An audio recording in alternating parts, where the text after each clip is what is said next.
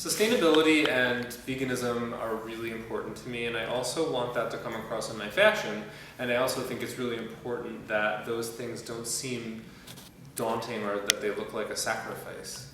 You can still dress cool and enjoy your clothing and your self-expression and stick to your values and your ethics. I'm from upstate New York, from Poughkeepsie. I knew I was different and I didn't really know why or how.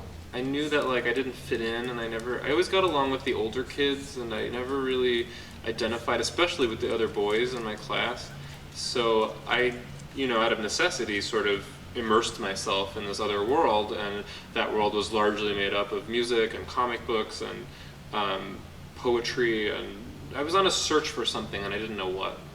In 10th grade, I was in this after-school club because some of my friends were, and it was some environmental club. In the 90s, everything was about the rainforest and save the rainforest.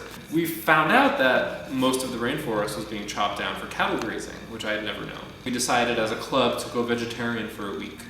And in order to motivate us, we rented a documentary about slaughterhouses. I was always an animal lover, and I saw these things happening to these animals, and I said, wow, like is the enjoyment that I get out of that worth what these animals are going through?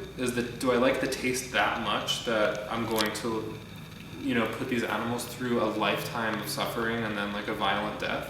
So I decided to stick with the vegetarian thing, and since 10th grade on, I have never intentionally eaten, animals.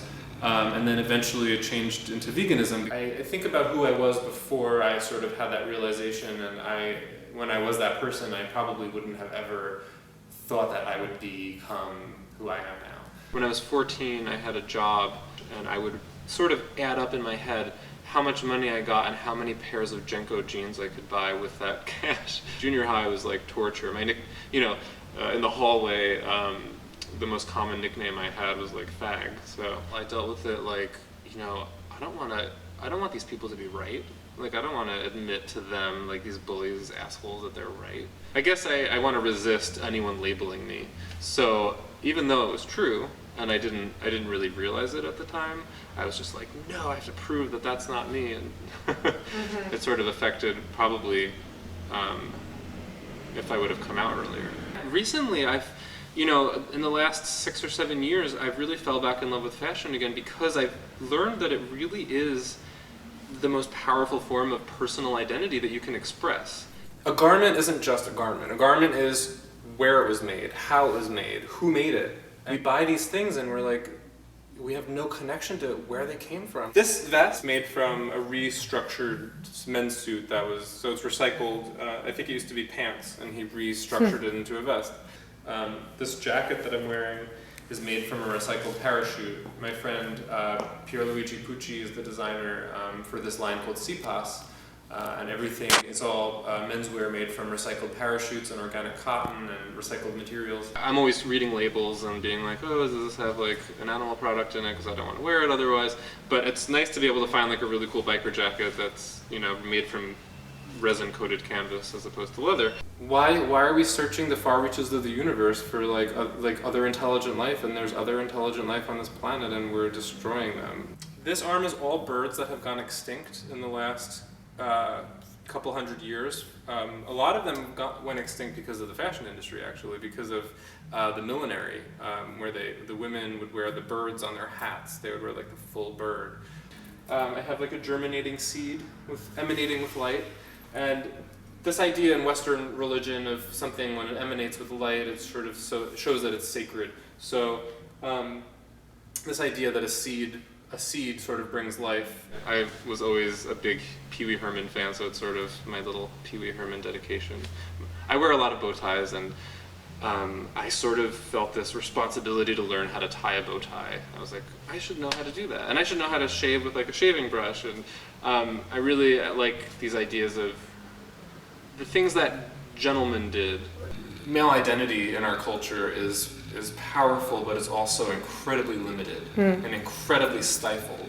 And if you're a man, Yes. you express any identity outside of... So much homophobia. Yeah, like I call them the 4 B's of mainstream manhood: boobs, ball, beer, and beef. And if you don't identify with those 4 things and you start to explore outside of that, then you're going to be considered less of a man. And I see mainstream male identity as a roadblock to sustainability because compassion is seen as a weakness for men. And if you express compassion, whether it's towards an animal or another person or an ecosystem, something abstract, it's a red flag, and you're less of a man. I was a video artist for a while, and that's what I majored in college, was video art and environmental studies. And I did like installation pieces and conceptual pieces that sort of commented on media culture, and a lot of my art is commentary on popular culture, on the subject matter of the environment, our relationship to each other, our relationship to the natural world, sort of how we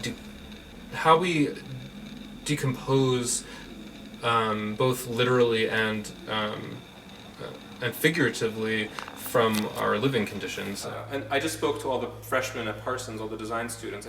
I said to them, it's much. They asked me, why is it that the villain icon is so celebrated in the fashion world? And I said, because it's the easiest path to power. That you don't need, if you're going to be a hero, you have to have purpose and knowledge, and that takes work. To be a villain, you don't have to have any knowledge. You could be nuts and you still have power. So it's the easiest path to power, and that's why it's so popular, because it's easy. I was an EMT in college, and I had to stop because I would see things that I couldn't shake. I would respond to I drove an ambulance, and I would respond to an accident, and I would see like a child that has been severely injured beyond repair. I think my emotional stability has come with knowing all of the darkness that's in the world, and like being like, okay, I know the worst. I've seen the worst, and now I know I want to change it, and I have a mission, and I feel like I have purpose.